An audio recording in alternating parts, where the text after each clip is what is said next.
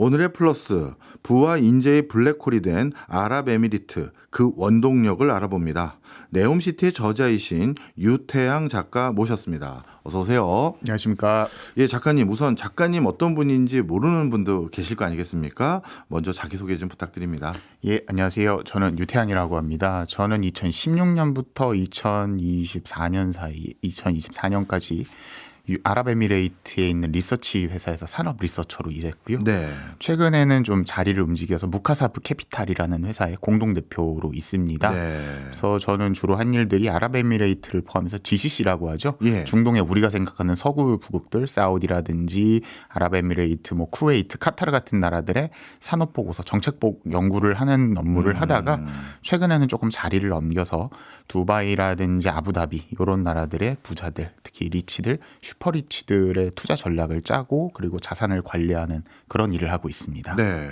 그렇지 않아도 요즘 한국의 여러 투자 박람회라든가 투자 관련한 세미나를 보았더니 두바이 부동산을 투자해라라든가 중동으로 이민 가세요. 이런 문구와 슬로건이 꽤 많이 보이더라고요. 그 얘기는 달리 말하면 정말 그중에 대표적으로 중동도 여러 나라가 있겠습니다만 먼저 오늘 여쭤보고 싶은 게 아랍에미리트의 두바이. 정말 두바이가 부자들의 투자 이민처가 됐는지 그리고 됐다면 그 이유가 뭔지도 궁금합니다.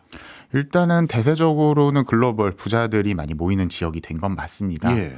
그래서 우리는 아직은 조금 생소할 것 같아요. 이 지역에 대해서 한번 말씀을 드리자면 일단 아랍에미레이트라는 나라가 있고요.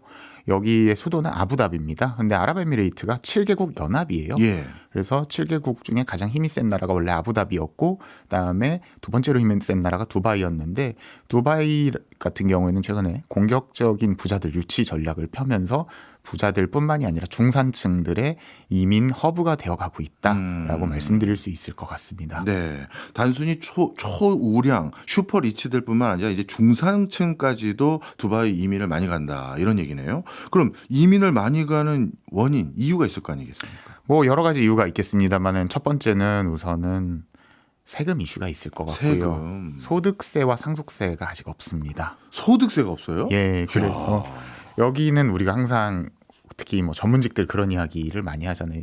세전과 세후가 많이 다르다. 예. 우린 절반 이상 가져간다. 예를 들어 연봉이 한 5억 이상 넘어가면 4대 보험까지 해서 아랍에미레이트 같은 경우에는 일단 소득세가 없기 때문에 네. 세전과 세후가 동일합니다. 그리고 그게 첫 번째 매력이라고 볼 수 있을 것 같고 두 번째로는 이런 비슷한 인센티브를 제공하는 나라들이 사실은 꽤나 있어요. 예. 그런데 이런 나라들 중에 그래도 정상적인 경제 활동을 영위할 수 있는 수준의 인프라와 인구 밀도 그다음에 국가에서의 적극적인 서포트가 있다는 점이 두 번째 이유가 될 것 같고요. 네. 그다음에 세 번째로는 이런 측면이 있을 것 같습니다. 이 지역 자체가 워낙 빠르게 성장하면서 부동산 투자한 분들이 소위 말하는 재미를 좀 많이 보셨습니다. 네. 그래서 사람이 우리나라 부동산이 재테크의 대명사가 된 건 역으로 부동산으로 돈 번 분들이 많아서 그런 게 있잖아요. 그렇죠. 여기도 똑같은 게 부동산에 대한 좋은 기억이 최근 5년 동안 있기 때문에 예. 더더욱이 해외 여교에서 투자를 많이 하고 있습니다. 예. 5년 동안 얼마나 올랐나요? 궁금합니다. 체감상 다르겠는데 핵심 거점지는 2배에서 3배 이야기를 하고 있고요. 비거점지도 한 1.5배에서 2.5배 정도 이야기를 하고 있습니다. 야, 핵심 거점지라고 하면 두바이 다운타운 그 근처를 말씀하시는 거예요? 다운타운이라든지 마리나 같은 지역들도 있고요. 또 요새 한인들이 제일 좋아하시는 힐스 같은 경우에 힐스는 정말 극적인데 여기가 처음에 미분양 난다는 괴담이 되게 많았었어요. 2020년, 21년, 22년 초까지만 해도 지금 그때 용기를 가지고 들어가신 분들은 2배 이상 오른 경우도 있습니다. 예, 알겠습니다. 야, 지금 듣고 보니까 어마어마한 부동산 상승까지도 최근 몇 년 사이에 일어났던 것 같은데 그러면 이런 투자 이민을 온 건 아닌데 그냥 이민을 갔는데도 부동산 가격까지 올라서 야, 이민 오기 잘했다 이런 소리까지 듣는 환경이 돼버리니 더 해외에서 요즘 주목을 받고 있다 이렇게 봐도 될까요? 네, 맞습니다. 그리고 한국이랑 또 한국 외의 수요가 조금 다른 것 같습니다. 그래서 동아시아 분들, 중국이라든지 한국이라든지 일본 분들은 여기를 건너가려고 하면 심리적으로 거리가 대단히 멀어요. 왜냐하면 두바이가 직항으로 갈 때 10시간, 올 때 8시간이 조금 넘거든요. 그래서 우리 기준으로는 인도보다 아무래도 서쪽에 있는 나라는 좀 부담스럽다는 느낌이 있지 않습니까? 대체로 유럽이고요. 거기 서쪽에 있는 나라들은. 그런데 이 근처에 있는 나라들의 사정은 다릅니다. 가령 인도인들은 요새 성공한 인도인들이 두바이로 많이 거주를 합니다. 넘어와서. 왜냐하면 실제로 직항 비행기로 한 3시간도 안 걸리는 시간대거든요. 그게 첫 번째 이유가 될 것 같고 두 번째 번째로는 러시아 우크라이나 전쟁이 이 지역의 번성에 큰 영향을 주었습니다. 아, 그래요? 예, 러시아랑 우크라이나 전쟁이 시작하면서 러시아가 경제 봉쇄를 당했고 또 우크라이나는 전쟁하면서 남자들이라든지 많이 징집을 당하지 않았습니까? 예. 이걸 피해서 부자들이 많이 탈출한 지역들이 있는데 유럽 같은 경우에는 아무래도 반 러시아 정서가 좀 있습니다. 왜냐하면 예. 러시아군을 침략자라고 생각을 하는 정서가 EU에 있기 때문에. 근데 아랍에미레이트 같은 경우에는 실제로 우크라이나 사람과 러시아 사람 비중이 크게 늘었어요. 가령 지금 두바이몰에 큰 서점이 하나 있는데 예. 그 키노쿠니아라는 일본계 서점입니다. 여기가 원래 그 언어 코너가 당연히 영어 코너, 아랍어 코너, 그리고 일본계 서점에 일본어 코너가 있었는데 러시아 코너가 몇 년 전부터 생겨가지고 정말 커지더라고요. 예.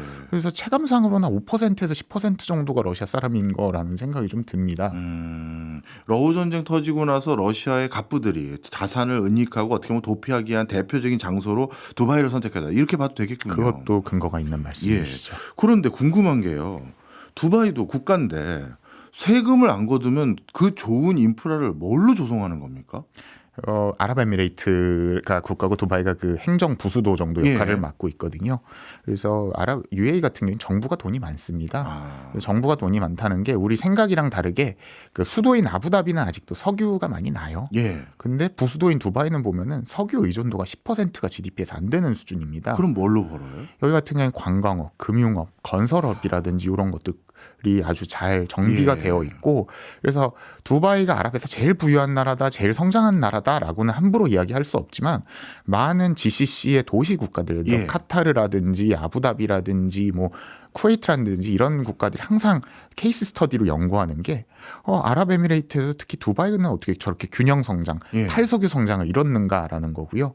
제가 이 나라에 대해서는 조금 더 말씀드릴 수 있는 게 국가 자체가 약간 위워크나 우리로 치면은 이런 공유 오피스랑 비슷하다. 그러면 그 얘기는 달리 말하면 국가가 부동산 개발을 한다 이렇게 봐도 되나요? 국가 주도의 부동산 개발을 대단히 좋아합니다. 그래서 이 지역의 가장 큰 건물 회사 중에 하나가 이마르라는 국영 건설사인데요. 아, 예. 두바이 가보면 이마르 간판들이 막 빌딩이 많이 붙어 있더라고요. 사실 부르즈 칼리파도 네. 이마르가 관리하고 있습니다. 우리가 제일 세계 최고층 빌딩 828m짜리. 예. 그래서 이 부르즈 칼리파도 이마르가 관리하고 있고, 여기가 우리로 치면 LHSH랑 조금 비슷한데 그렇지만 공공주택 건설뿐만이 아니라 예. 민영주택 건설도 이마르 자체가 일단 프리미엄 브랜드가 되었어요.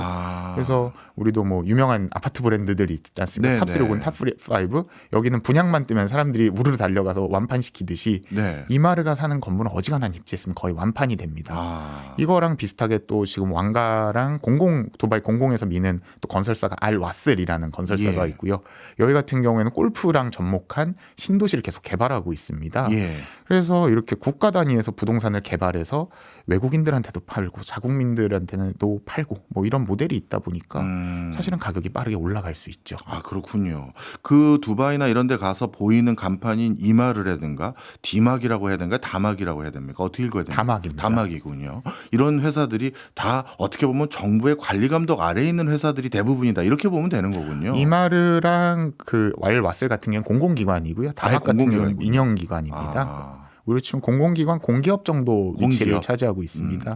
알겠습니다. 그러니까 쉽게 말해 세금이 아니더라도 이미 다른 부분에서 수익 창출을 할 수 있는 여러 루트들을 확보하고 있고 그걸 통해서 좋은 도시 인프라를 만들어 준 것이 지금 아랍에미리트 특히 두바이가 전 세계 투자 이민자들의 각광을 받고 있다 이런 얘기가 되는 거네요. 네. 그런데 일부 우리 탄산음료라든가 뭐 담배라든가 이런 건 굉장히 세금이 많이 붙어서 비싸다고 들었는데 그건 왜 세금을 많이 붙인 겁니까? 아무래도 소위 말하는 죄악세 느낌이 조금 있고요. 그리고 두바이 물가 자체가 최근 3년간 대단히 많이 올랐습니다. 예. 원래 이런 두바이 경제의 큰 흐름을 한번 보셔야 되는 게 두바이는 제가 이렇게 말씀을 드리는 게 카나리아다. 탄광 속에. 네. 그러니까 탄광 속의 카나리아가 왜 산소가 떨어지면 항상 가장 먼저 위험을 감지하고 울고 결국 빨리 죽는다 뭐 이런 비유를 많이 드시잖아요. 예. 두바이 경기는 전 세계의 부흥기에 가장 빨리 올라가고 침체기에 가장 많이 떨어지는 지역 중에 하나입니다. 그래서 대표적인 게 뭐가 있냐면 2008년 금융위기 신호탄이 아랍 지역에선 두바이에서 터졌습니다. 그래서 두바이가 우리가 알고 있는 많은 프로젝트들이 그때 좌초됐고 아직까지도 재개가 안 된 프로젝트가 일부 있는데 이런 두바이 프로젝트들이 한 40조 원 정도가 실제로 그때 빵꾸가 날 뻔했어요. 근데 예. 바로 옆에 두바이 아부다비라는 두바이랑 왕족이 사돈지간입니다. 네. 브릿지론을 아부다비에서 쏴주면서 일주일 만에 그 금융 경색을 해결하면서 IMF는 들어가지 않을 수 있었는데 또 이 나라가 재밌는 게 코비드 예. 때 그 타격을 정말 많이 입었습니다. 아. 그러다가 코비드에 때 또 재밌는 거는 자기네가 엑스포를 두바이에서 개최하려고 했어요. 예, 맞아요. 그때 맞춰서 그러면 차라리 우리가 전 세계에서 그래도 좀 먹고 살만한 나라 중에 제일 빠르게 방역 수준을 해제하자라고 하면서 두바이가 일단 1차적으로 전 세계 사람들이 코비드를 피해서 많이 모여드는 지역이 됐고, 두 번째로는 또 말씀드린 것처럼 러시아 우크라이나 전쟁이 발발하고 전 세계적으로 유동성이 넘치면서 전 세계 머니가 다 모여드는 지역이 됐거든요. 그래서 전 세계적인 양적 완화 그리고 유동성 그리고 경기 호황의 가장 대표적인 수혜 지역이다라고 볼 수 있을 것 같습니다. 아, 두바이가 그렇게 경기 민감도가 높은 지역이었군요. 맞습니다. 그러면 한번 정리를 해보죠. 일반적으로 우리 사람들이 두바이 조금 얘기할 때 세금이 없는 나라야. 그런데 그거는 정확한 말은 틀린 거군요. 정확한 말은 소득세라든가 이런 것들은 일부 없는 건 사실이지만 아까 말씀 주셨던 것처럼 죄악세를 비롯한 약간 그런 성격의 어떤 특정 부가가치세라고 해야 됩니까? 그런 게 좀 있고, 그럼 정작 부가가치세는 있습니까? 부가가치세는 있고요. 예. 그리고 법인세도 최근에 생겼습니다. 아, 그렇군요. 근데 이게 우리는 부가가치세 있고 법인세 있다는 게 너무 당연한 이야기 같은데 그렇죠. 근데 이게 아랍에서는 대단히 빠르게 부가가치세를 정립한 나라 중에 하나입니다. 왜 이렇게 말씀을 드리냐면 아까 말씀드린 GCC 국가들은 국가가 부유하고 예. 그렇기 때문에 세제가 사실은 엉망진창인 경우가 많습니다. 네. 그래서 이 부가가치세를 만들고 이걸 하나의 시스템으로 만들고 또 외국인이 쇼핑을 하고 나가면서 텍스 리펀을 받고 이런 시스템을 갖추는 게 가장 중요한 이벤트 중에 하나인데 네. 바로 이런 이벤트들을 1990년대부터 계속해서 만들었고 최근엔 법인세까지 완비하면서 이들은 더더욱이 석유라든지 이런 매출에 국가가 의존하지 않는 시스템을 만드는 데 성공했다. 이렇게 평가할 수 있습니다. 그러면 뭐 저희가 투자 이민을 권하는 그런 프로그램은 아니고 그냥 전 세계 이런 나라도 있다 이런 거 소개하는 나라인데, 예를 들어서 투자 이민을 근데 고민하는 사람이 있다면 두바이는 정주 여건도 좋고 도시가 글로벌 스탠다드에 맞게끔 잘 운영 관리도 되면서 경제 활동도 수행할 수 있고, 그리고 뭔가 국가에서 안정감 있게 주거 환경도 좋은 걸 양질의 주거 환경을 제공해 준다는 장점은 있지만 앞으로의 추세는 세금은 조금씩 더 늘어날 가능성이 있다 이렇게 봐야 될까요? 루머가 돌고 있죠. 어. 소득세나 상속세가 만들어질 수 있다. 그런데 아직 루머고 아직 확인된 건 아무것도 없고요. 예. 또 하나가 이런 측면이 있습니다. 이런 소위 말하는 이 트렌드가 계속 변해요. 그렇겠죠. 골든 비자라는 시스템이 있는데 골든 비자가 사실은 스페인이라든지 포르투갈이 이걸 도입해가지고 유럽에 EU에 약간 변방에 있는 나라들이 부동산도 오르고 국가 경기 활성화 그다음에 외자 유치 큰 성공을 본 케이스잖아요. 예. 근데 스페인과 포르투갈이 최근에 골든 비자 계속해서 줄이고 사실상 들어오지 말라는 이야기 하고 있는데 네. 바로 그 대안으로 떠오른 지역이거든요. 그래서 일단 이 지역 같은 경우에는 매력적인 부분들이 한국 분들이 생각보다 거주 만족도가 높으세요. 네. 그러니까 물론 동아시아 사람은 동아시아 가서 사는 게 제일 편하긴 합니다. 솔직히 뭐 다 노란 얼굴이라면 좀 그렇지만 우리 한국인 같은 얼굴에 뭐 검은 머리 사람들 다니고 저도 그런 데가 심리적으로 더 편한데 네. 유럽은 그렇진 않잖아요. 예. 유럽보다는 그래도 인프라라든지 질서라든지 세제라든지 이런 부분이 더 짜임새 있게 잘 잡혀 있다라고 이렇게들 많이들 보시는 것 같아요. 그리고 그렇군요. 그렇지만 뭐 리스크가 항상 있는 거는 네. 아무래도 소위 말하는 민주국가는 아니고요. 여기는 예. 권위주의 국가로 분류가 됩니다. 예. 그래서 뭐 왕족에 대한 비판이라든지 이런 건 좀 힘들고 또 하나가 신분제 사회입니다. 네. 그래서 대표적인 게 차량 번호판 이야기를 많이 드려요. 설명 좀 해주세요. 어떻습니까? 그래서 농담인데 농담은 전적인 농담으로 볼 수 없는 게 제가 이렇게 사고가 나면 혹시나 렌트를 해서 가다가 번호판 개수를 세라고 제가 말씀드려요. 예. 그래서 만약 내가 잘못을 했어도 번호판이 2자릿수 이하다. 예. 그럼 빨리 사과하고 도망가라고. 왜냐하면 진짜 높으신 분이군요. 한 자릿수 번호판은 왕족입니다. 그것도 아. 높은 왕족이고 2자릿수는 로얄이라 그러죠. 귀족들. 예. 귀족들이거나 백만장자인데 네. 내가 귀족을 다시 산 분들이에요. 세 자릿수부터는 사실 별게 없는 경우가 많습니다. 별게 없다. 그리고 일반적으로 일반인들은 네 자릿수도 좀 뒤쪽을 봤습니다. 아, 그렇군요. 근데 실제 두바이를 출장 가본 사람들은 느끼는 거지만 공항에 이미그레이션 할 때 또 호텔에 컨시어즈 만날 때 그 모든 순간순간 두바이 현지 사람을 볼 기회가 별로 없잖아요. 거의 없죠. 그러면 그분들은 도대체 어디서 살고 있는 겁니까? 일단은 그 나라가 그러니까 저도 이런 질문을 되게 받는데 네. 아랍에미레이트로 가면 에미라티라고 불러요. 예. 아랍에미레이트 시민권 있는 분들을 에미라티가 인구의 10% 언저리입니다. 아. 90% 정도가 이민자고요. 예. 그럼 이민자 중에 어느 집단이 제일 크냐라고 보면 또 아랍인이 아니에요. 정작 이민자 중에 절반 이상이 범인도계, 그러니까 인도, 파키스탄, 방글라데시, 스리랑카, 네팔 이렇게 5나라에서 오신 분들이 전체 인구의 50에서 60%로 센서스가 나오고요. 네. 그 다음으로 많은 집단들이 뭐 예를 들어 다른 아랍 지역들, 예를 들어 이집트라든지 아니면 뭐 시리아라든지 이런 데 분들이 있고, 또 그 다음으로 큰 집단이 뭐 슬라브족들, 슬라브 계열의 뭐 우크라이나, 러시아 분들, 중국인들도 좀 있고요. 네. 그래서 오히려 그럼 에미라티들은 어디 있냐 보면은 여기는 신기한 게 우리로 치면은 한 8급이나 9급 정도 공무원도 외국인들이 일을 합니다. 네.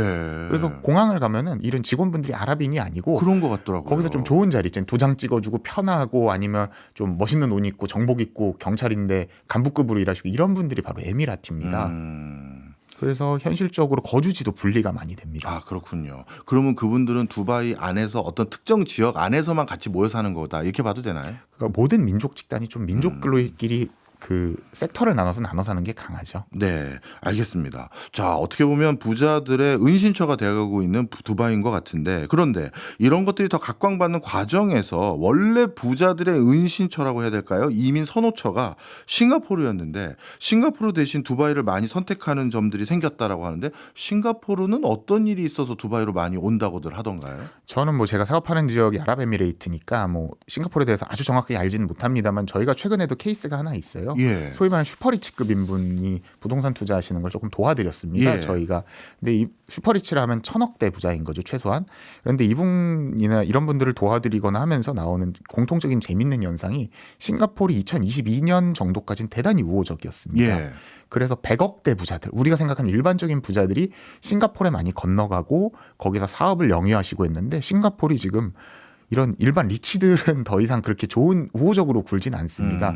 슈퍼 리치들, 그러니까 1,000억대 부자들은 여전히 거기다 패밀리 오피스를 사오고 자신들의 기업을 영위하시고 하는데 되게 유리한 구조인데, 그러면 리치들 같은 경우는 100억대 부자들은 여기서 더 이상 부자로 이들한테 제대로 취급을 해주지 않는다. 아. 또 다른 사례로 어떤 게 있냐면 싱가포르엔 마스라는 데가 있습니다. 그건 뭐예요? 이게 우리가 지금 금감원, 금융당국인데 예. 마스가 원래 한 2021년, 22년까지는 핀테크 기업들 그리고 블록체인 기업들한테 면허라든지 계좌를 되게 쉽게 열어주었었어요. 그런데 이게 2023년부터 약간 태도가 변하더니 이제는 정말 저희가 좋아하는 업종 말고는 별로 계좌 같은 거 내주기 싫은데요라는 스탠스로 확실하게 변했다고들 많이 말씀을 하시더라고요. 근데 아직도 이런 금융 면허라든지 계좌 같은 경우에는 아랍에미레이트가 훨씬 쉽게 나옵니다. 그리고 또 하나 재밌는 건 아랍에미레이트 단일한 주체로 보기보다는 두바이랑 아부다비가 일단은 수도 부수도격이지만 서로 경쟁을 하고 있고요. 네. 또 아랍에미레이트 내에서는 또 이런 이슈가 있습니다.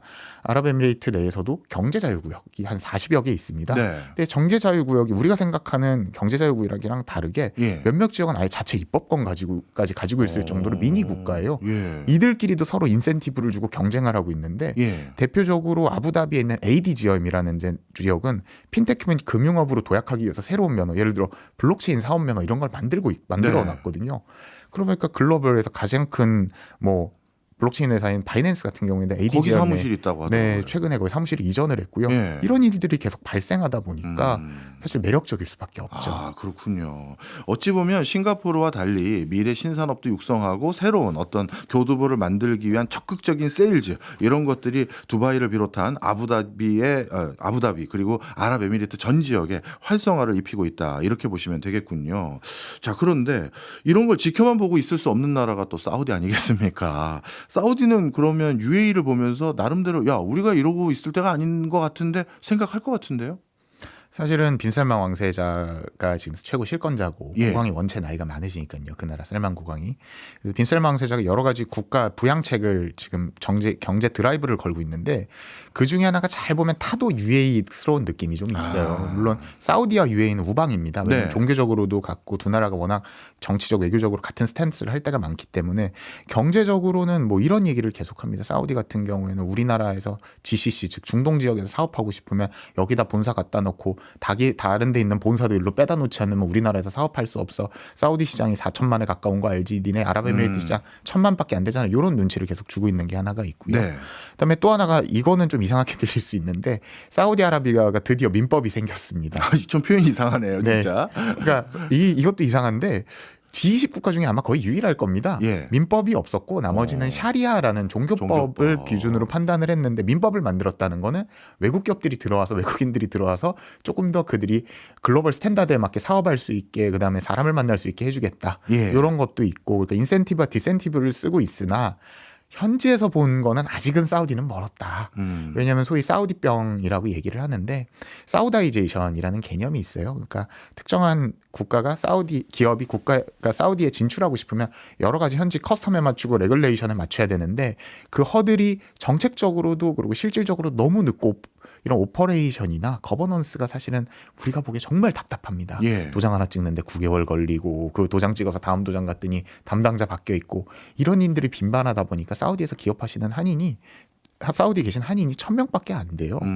이거는 되게 무서운 이야기인 게 사우디랑 우리랑 경제 수교한 지가 한참이 지났거든요. 그렇네요. 이렇게 우리랑 교역량이 큰데 한인이 1,000명밖에 안 되는 나라가 거의 유례가 없습니다.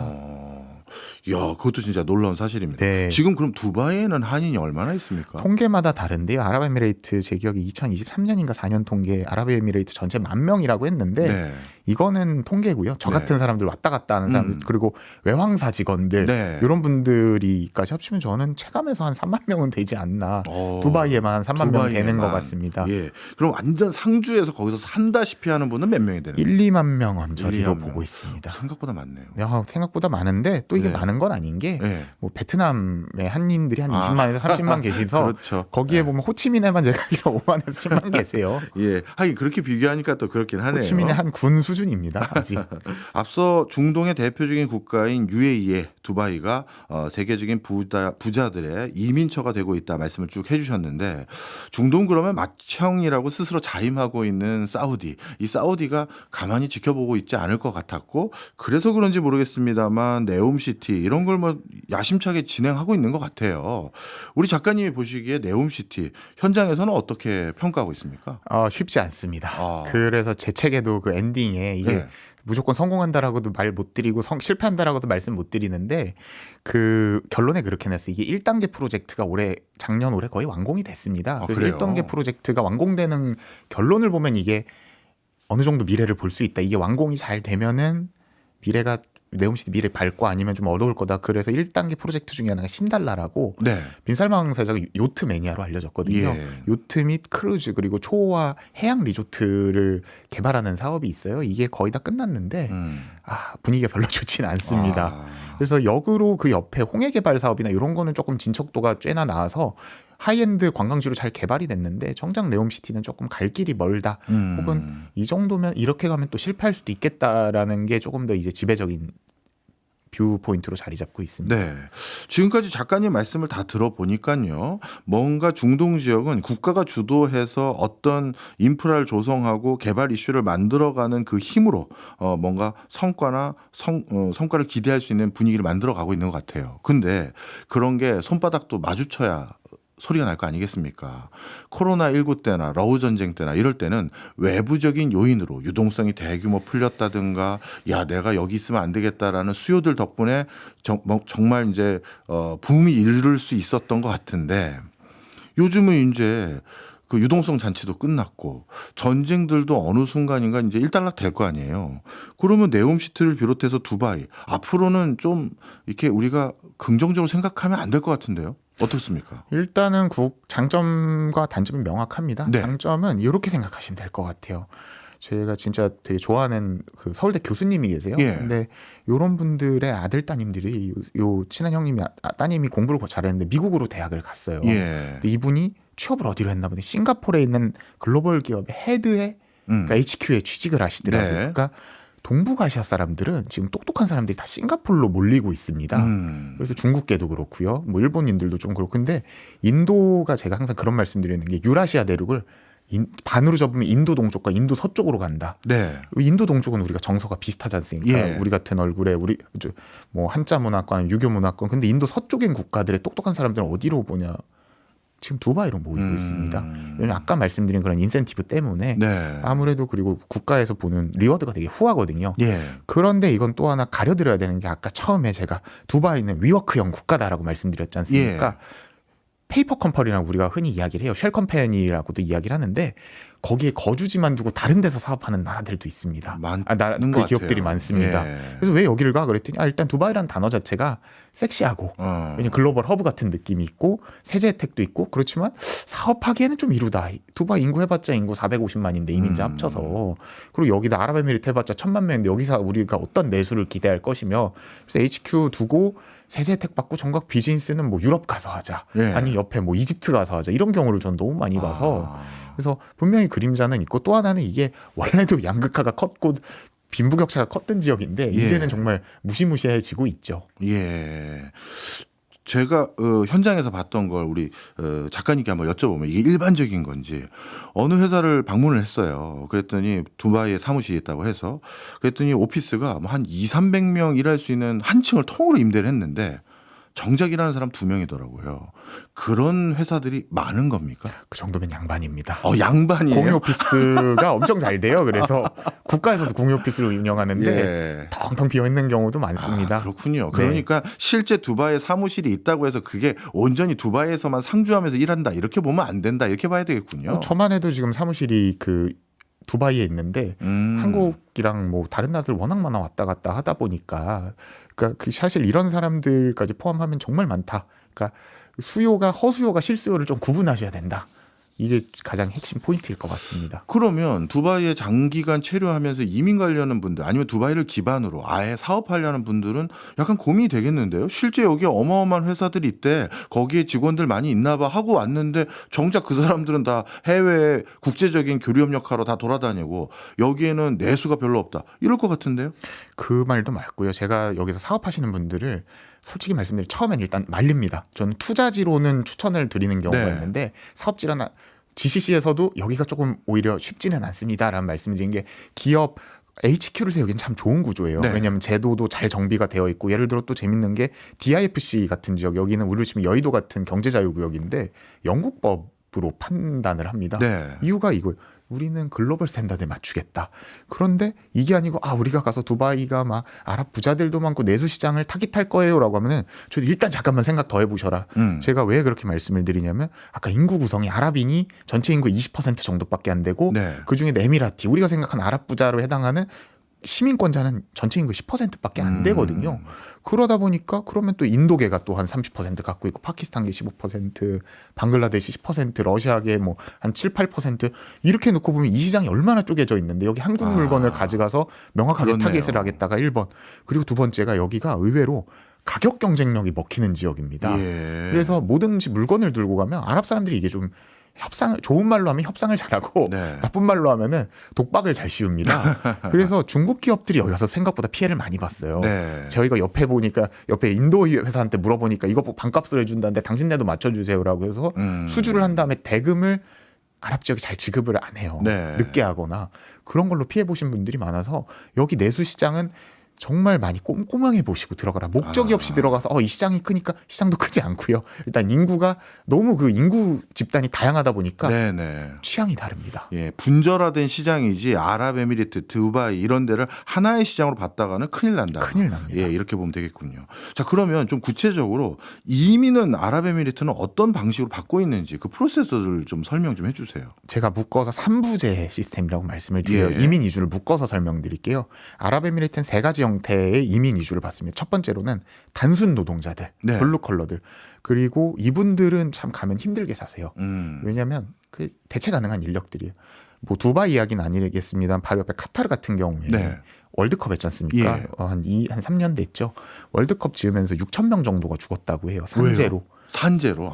그렇게 그러니까 여기서 블루컬러 워커로 일하는 건 정말 힘든 일이고 아유. 이거는 뭐 괴담인데 반드시 괴담일까 싶은 거는 수은즈가 55도 위로는 잘 안 올라가요. 예. 안 더워서가 아니라 이 노동법이 있어서 50 몇 도가 넘어가면은 셧다운 됩니다. 네. 모든 야외 작업장이. 네. 그러면 국가에서 이거를 수은지를 그 이상 안 올라가게 만진다. 아이고. 이건 괴담입니다. 예. 그런데 이렇게 더운데 60도가 아니라고 저도 느낄 때가 되게 많거든요. 예. 그래서 일단 아랍에미레이트 같은 경우에는 블루컬러로 오는 이주자들 그리고 이들은 사실은 어렵죠 사는 게 무슨 네. 원룸 빌려서 5명이서 살고 이런 경우도 있고 그 다음으로 중산층 및 리치들이 많이 보시는 기회가 어떤 게 있냐면 골든 비자입니다. 예. 골든 비자 시스템은 뭐 포르투갈에도 있고 스페인에도 있고 말타에도 있고 다 있는데 지금 기준으로는 200만 디럼, 지금 딱 8억 정도 될 거예요. 8억 정도 되는 부동산을 사고 약간의 시간이 지나면 그 오쿠드라고 등기증이 나오거든요. 네. 그 등기증을 들고 가면은 10년짜리 영주권을 줍니다. 예. 이게 정말 인기가 많아서 부동산 값을 올린 주범이 요인. 됐었죠. 예. 그리고 세 번째 케이스가 월드스타들은 네. 두바이에서 정말 열심히 가서 영입을 해옵니다. 월드스타라고 하면 어떤 급까지 돼야 되는 거예요? 우리나라로 얘기하면 BTS만 되는 겁니까? BTS급까지는 안 가도 되고요. 그래요? 이분이 BTS보다 한때는 더 유명했던 황우석 유명 유튜버 됩니까? 유명 유튜버는 조금 애매한 것 같습니다. 예. 그 황우석 박사님이 예. 저쪽에 계시거든요. 그 아부다비에 예. 왕가 스폰 받아가지고 연구 중이시거든요. 예. 그래서 요 정도 되는 연구자들을 혹은 스포츠 스타들, 뭐 호날두 사우디 간 얘기는 너무 유명하니까 그렇죠. 그런 사람들 혈안이 돼서 끌고 모으고 있습니다. 예. 그리고 실제로 보면은 중국계가 대단히 많은데 무슨 블루 컬러 워커로도 많지만 반대로 C레벨의 중국계가 많습니다. 대표적인 인물이 아부다비의 국영 투자회사 G42의 지금 CEO인 팽 샤오라는 분이 계세요. 네. 이 사람은 아예 아부다비 시민권자인데 네. 중국계 싱가포리언입니다. 이런 사람들은 능력이 입증됐고 예. 포지션이 있기 때문에 어떤 대가를 지르고 데려와서 아예 국적까지 바꿔버립니다. 어떻게 보면 능력 있는 사람들은 선발해서 따로 선별도 해서 그래서 그걸 받아들여서 아부다비 내재화하는데 굉장히 관심이 많은 거군요. 두바이 아부다비 그렇게 많이 데려오시죠. 네, 그렇군요. 그러면 우리나라도 아랍에미리트처럼 이렇게 이민 같은 제도를 통해서 국가 경제 활성화에 기여할 수 있는 방법들 혹시 그래도 한국 국적이신 거죠? 저는 한국 사람이에요. 예, 그러니까요. 우리나라도 이런 건 좀 참고해서 우수인재 유치에 좀 활용해도 나쁘지 않을 것 같습니다. 뭐 나름 조언을 해주신다면.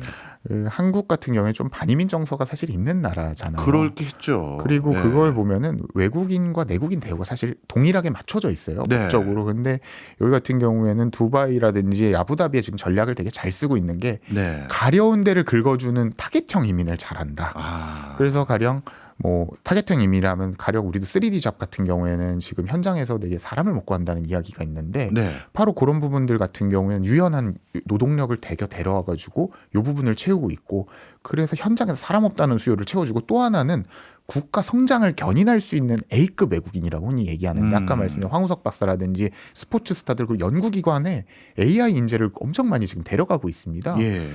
그래서 이런 부분들은 우리가 A급 외국인들은 어떤 인센티브를 주고라도 파격 대우라고 데려오는 바로 이런 이부제 시스템을 우리도 도입해야 되지 않을까.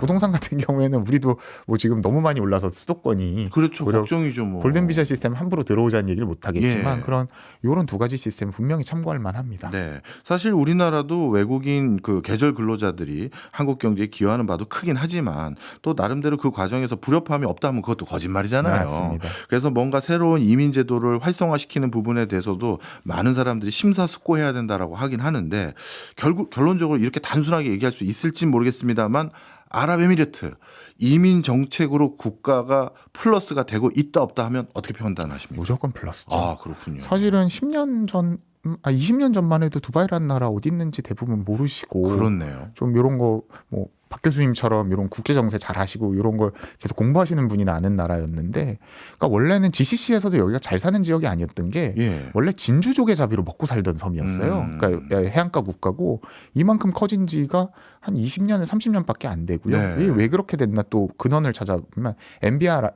MBR 그러니까 무함마드 빈 라시드 지금 두바이 국왕이죠. 예. 이분 같이 지금 사실 국정 운영을 하신 지가 지금 딱 30년 정도 됐습니다. 예. 그러니까 본인이 왕세자는 아니고 왕세체 그러니까 국왕의 동생으로 사실상 총리 같은 권한을 휘두르면서 예. 국가를 그냥 가난한 그냥 석유도 많이 안 나고 조금 나는 나라에서 고속도로 뚫고 쇼핑 페스티벌 만들고 이런 세제 정비하면서 한 단계 점프업했고 그다음에 2008년 금융위기 이후로 한 3, 4년 대단히 힘들다가 네. 그 이후로 또 국가적으로 전반적으로 문호 개방하면서 외국 인재들 유능한 인재들 다 잡아오고 그다음에 블루컬러 워커들로 노동력 채우고 이런 전략이 먹혀가면서 지금 한 10년째 다시 번영을 구가하고 있다라고 보시면 좋을 것 같습니다. 그렇군요.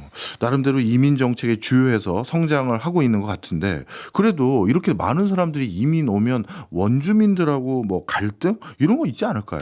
보실 일이 거의 없어요. 여기에서는 그러니까 이렇게 생각하면 되는 게 아랍에미레이트 분들은 주로 어떤 데 선호하시냐면 빌라 사세요. 그러니까 빌라가 우리가 생각하는 연립주택이 아니라 단독주택. 단독주택에서도 좋은 타운하우스 한 예. 80평 정도 되고 집에 차고 한 세대 차도 세대가 들어가고 앞에 뭐 수영장도 있고 맞습니다. 그런 거죠. 예. 그리고 한국 분들은 또 거기 힐스라든지 그린스 이런 지역 선호하시고요. 예. 또 러시아 슬라브 계통 분들은 마리나라고 해안가 좋아하세요. 그러니까 백인들이 선텐 좋아하다 보니까 예. 마리나가 선텐하기가 좋거든요.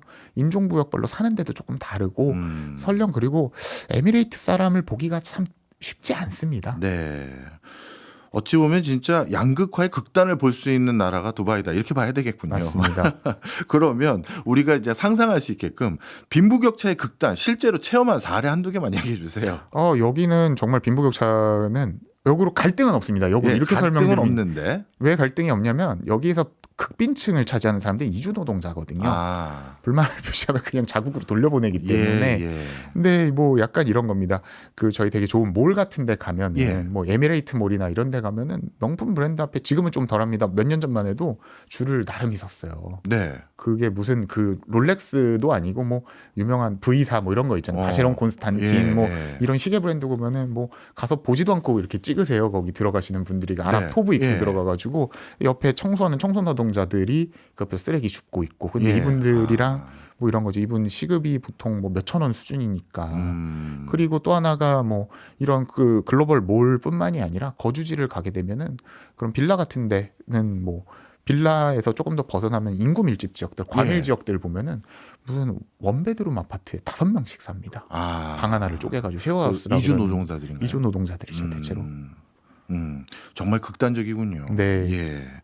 그래서 이런 표현도 제가 들었는데 맞는지도 오늘 오신다고 해서 여쭤보고 싶었는데 전 세계 슈퍼카들의 무덤이 두바이다. 맞습니까? 반은 맞는 얘기고 예. 그거는 그러니까 뭐 슈퍼카를 뭐 많이 하고 부도를 낸다 뭐 이런 이야기도 있고 한데 어느 정도는 맞는 말이고요. 예. 그 왜 반만 맞았다고 말씀드리냐면 네. 요 자동차 값이 두바이가 좀 비쌉니다. 네. 한국보다 한 20% 정도 비싸요. 같은 예를 들어 제가 최근에 그랬잖아요. 팰리세이드 가격을 한번 보니까 두바이가 한 많이 비싸더라고요. 우리보다 한 8, 9천 하더라고요. 그래서 이게 왜 그런가 봤더니 차가 좀 다른 게 들어갑니다. 예. 걸프 스펙, GCC 스펙이라 그래서 예. 차가 그 모래먼지라든지 바람 여과는. 이런 거를 잘 견딜 수 있고 조금 더 튼튼하게 나오는 것도 있고 그다음에 슈퍼카에 왜 무덤이라 그러면 사고 친 분들이 벌금이 과도하게 나오면은 차를 버려요. 왜냐면 슈퍼카를요? 이게 슈퍼카가 왜 그러냐면 1, 2천만 원이 벌금이 나오는 경우도 있어서 여기가 고속도로가 누진세입니다. 예. 한 번 걸리면 예를 들어 5만 원. 네. 그럼 두 번 걸리면 10만 원이 아니라 20만 원. 세 번 걸리면 80만 원 이렇게 올라가기 때문에 저도 사실은 예전에 이렇게 와이프랑 신혼여행을 거기 사막 호텔에서 가다가 네.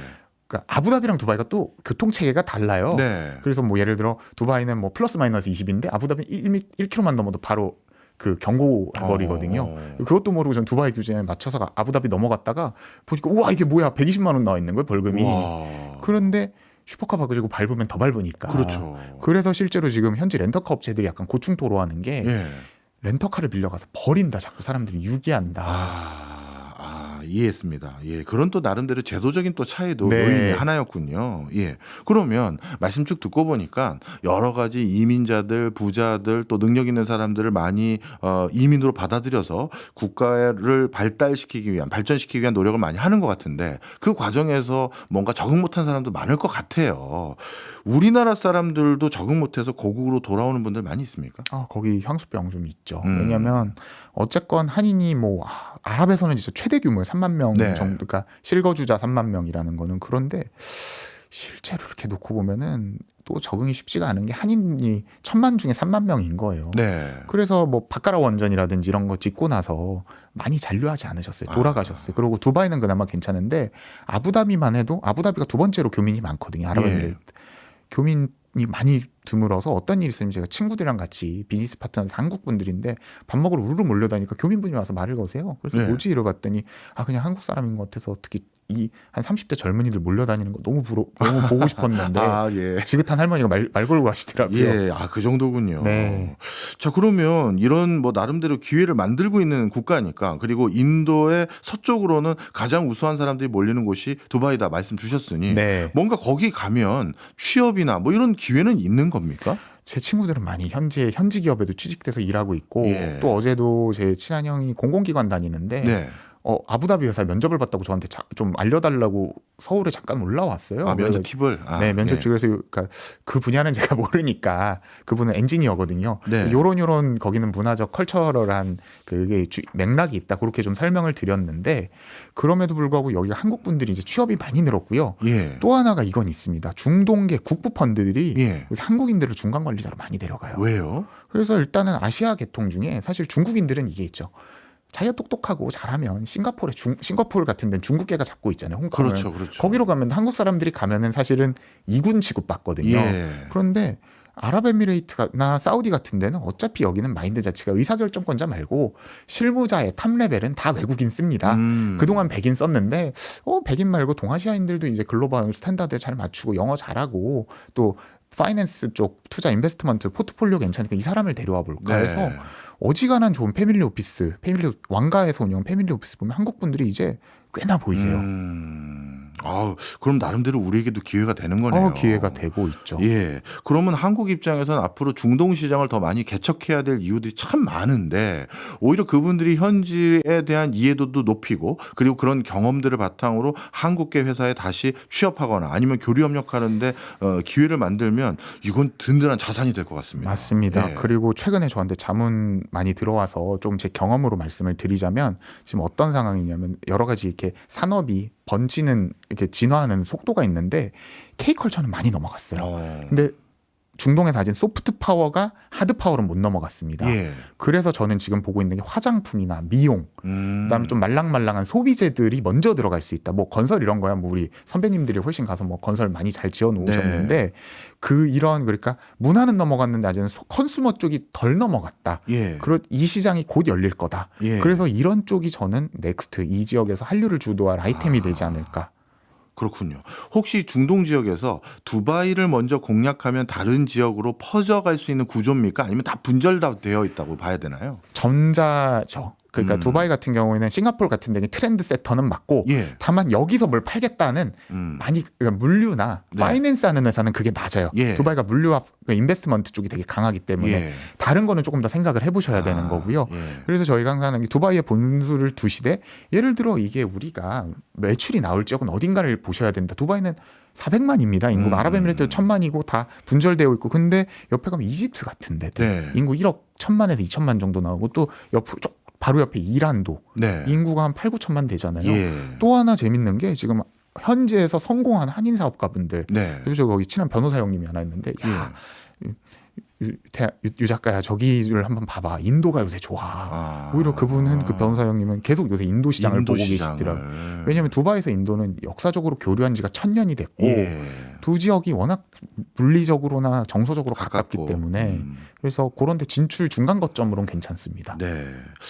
뭐 이것도 뭐 호기심이 있어서 여쭤보긴 합니다만 두바이에 그렇게 많은 그 부자들이 간다니 두바이 자체 주식 시장 이런 건 활성화됩니까? 제가 이렇게 말씀드린 게 두바이가 항상 우리가 재테크가 좋은 기억이 있는 사람이 또 그 시장을 만든다라고 그렇죠. 서두에 말씀드렸는데 두바이 주식시장은 섹시한 회사들이 안 섹시하게 거래를 하고 있습니다. 그게 무슨 소린가요? 그러니까 두바이 나스닥이라는 게 있어요. 예. 그러니까 나스닥 브랜드를 사와서 아마 하는 자체 운영 시장인 것 같은데 거래량도 없고요. 네. 시장 소위 말하는 봉이 움직이는 게 물론 저는 트레이더는 아닙니다만 아름답지 않습니다. 네. 아름답지 않다는 수급이 별로 좋지가 않아서 그래서 역으로 여기서 재테크로 돈 버셨다는 분 주식으로 돈 버신 분보다 부동산이 거의 부동산으로 돈 버셨어요. 근데 두바이를 비롯해서 아부다비도 각각의 국부 펀드를 크게 운영하고 있는데 그 돈들이 자국 증시로는 안 가나 보죠? 자국 증시로는 조금 가는데 네. 그런 거죠. 이게 구색 맞추기에 더 가깝고 예를 들어서 우리가 항상 얘기하는 게 좋은 회사들이라든지 그들은 슈퍼갑이에요.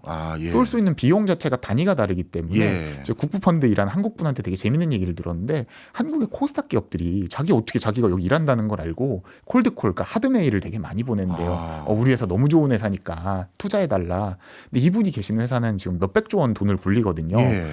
그럼 역으로 이분이 투자하려면 최소한 1천억을 투자를 해야 돼. 밸류가 아니라. 기본 단위가 다르군요. 1천억이고 이것도 스타트업이라고 간주하고 투자하는 겁니다. 스타트업에 1천억이요? 그렇죠. 야. 그래서 여기는 재밌는 게 중소형사들 손 바뀌면 잘 안 일어나는데 대형 기업들 대표적으로 카림이라는 회사가 있어요. 이게 네. 중동의 슈퍼앱인데 네. 배달의 민족 더하기 카카오티거든요. 네. 카림이 본사가 정중동을 다 하는데 본사가 두바이에 있습니다. 네. 근데 카림이 우버한테 팔렸죠. 아. 이런 규모의 딜이라든지 아니면 또 하나 하나가 중동에서 지금 쿠팡같이 빠르게 성장하는 회사가 이커머스 플랫폼인 눈인데 네. 눈은 재밌는 게 양대 주주가 사우디 국부 펀드랑 두바이 아까 말씀드린 이마르가 양대 주주입니다. 예. 그렇기 때문에 이들은 너무 좋은 회사를 쉽게 담을 수 있기 때문에 역으로 이들이 뭐 사우디 타다오를 간다, 두바이 나스닥을 간다 하면은 시장 자체가 교란이 돼요. 너무 큰 돈이 그렇네요. 들어오기 때문에. 그렇네요. 역으로 그래서 국부 펀드들은 더 좋은 영미에 있는 회사, 유럽에 있는 회사, 동아시아에 있는 회사들에 직접 투자하고 사이즈 자체도 크게 들어간다. 네. 포트폴리오 관리 차원에서. 네.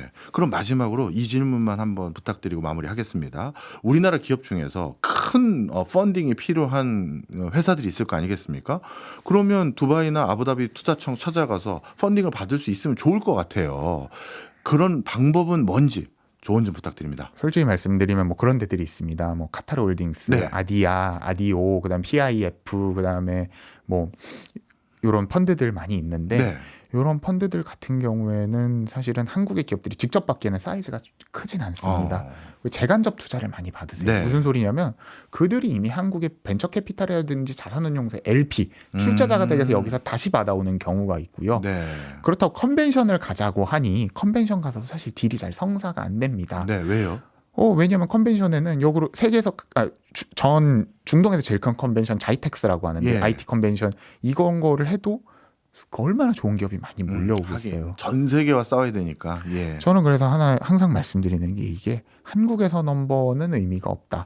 글로벌 탑3가 되면은 여기에 가서 오히려 이들은 돈을 쏟는 경우가 많고 그 심사의 기준이 우리랑 다르게 우리가 그런 착각 많이 하잖아요. 거기 아랍왕자랑 친하면 무슨 문화 코드를 맞춰서 우리가 녹색 옷을 입고 가면 뭐 거기 현지 토브를 입고 가면 이런 말씀을 예. 말씀하시는데 그거는 근거가 없는 이야기고요. 네. 심사역들이 심사를 해서 딜을 올리지 않습니까? 예. 심사역은 다 외국인들이고 그러니까 파이낸스 커리어 예를 들어 한국에서 매력적인 회사인데 요건 있죠. 예. 테마가 맞으면 합니다. 테마가. 국가가 미는 테마가 있습니다. 예. 그래서 지금 사우디 같은 경우에는 최근에 미는 테마가 AI랑 생성형 인공지능이거든요. 예. 이런 걸 맞으면서 글로벌리 검증이 된 회사면은 태우긴 하지만 근데 또 이렇게 생각하면 사실 이 정도 경쟁력을 가진 데가 굳이 또 중동계 국부펀드에 돈을 받아야 되냐. 원 오브 데미지 그들이 메인 엣지다라고 보면은 위험하다. 그렇네요. 그래서 그런 측면이 좀 강하죠. 네. 급변하고 있는 중동 시장 진짜 급변하는 것 같은데 업데이트 오늘 제대로 한 것 같습니다. 지금까지 유태양 작가였습니다. 고맙습니다. 네, 감사합니다.